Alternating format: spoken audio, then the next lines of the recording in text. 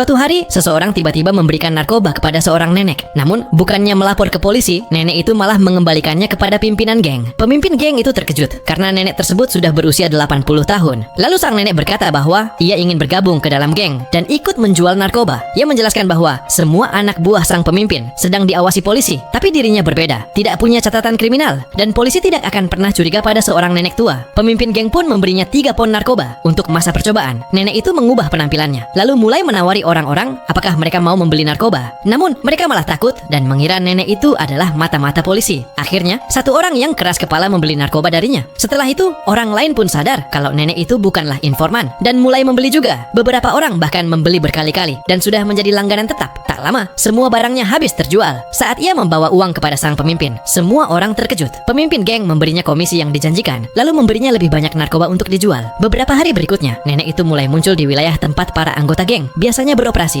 Karena keamanan di sana buruk, ia mudah menjual barang. Dalam beberapa hari saja, ia jadi pemasok utama di sana, membuat yang lain tak bisa menjual dagangan mereka. Suatu hari, sekelompok pengedar lain menghentikannya, mengambil semua barang dan uangnya, lalu melarangnya berjualan di sana lagi. Tapi nenek itu bukanlah orang yang mudah menyerah. Ia mencampurkan narkoba ke dalam telur dan membuat kue-kue kecil. Ia lalu memanggil beberapa temannya ke rumah untuk mencicipi, dan semua orang pun menyukai rasanya karena ada narkobanya. Kue-kue itu mulai ia jual, dan hanya dalam satu pagi semuanya habis terjual. Ia kembali ke pemimpin geng dengan uangnya. Minggu itu saja, ia sudah datang 3 kali dan penjualannya melampaui penghasilan tahunan anggota lain. Nenek itu kini meminta komisi 30%. Pemimpin geng menolak, lalu ia mengancam akan menjual barang dari bandar lain. Terpaksa, sang pemimpin pun akhirnya setuju. Kini, karena narkoba di dalam kue membuat orang kecanduan, semakin banyak pelanggan yang datang. Kali ini, semua terjual hanya dalam 2 hari. Pemimpin geng memberinya lebih banyak barang. Namun, nenek itu tahu ia tak bisa bekerja sendirian. Ia memanggil geng yang dulu merampoknya. Awalnya mereka tidak menganggap serius, tapi setelah mencicipi kue di meja, mereka sadar rasanya enak karena ada narkobanya. Nenek itu menawarkan kesepakatan, membantu menjual kue narkoba, dan menjanjikan komisi 15%. Mereka pun setuju. Sejak itu, orang-orang mulai datang ke rumah nenek untuk membeli kue. Ia juga mengajak teman-teman perempuannya untuk membantu membuatnya. Hanya begitu saja, nenek itu mulai menghasilkan banyak uang lewat kue buatannya.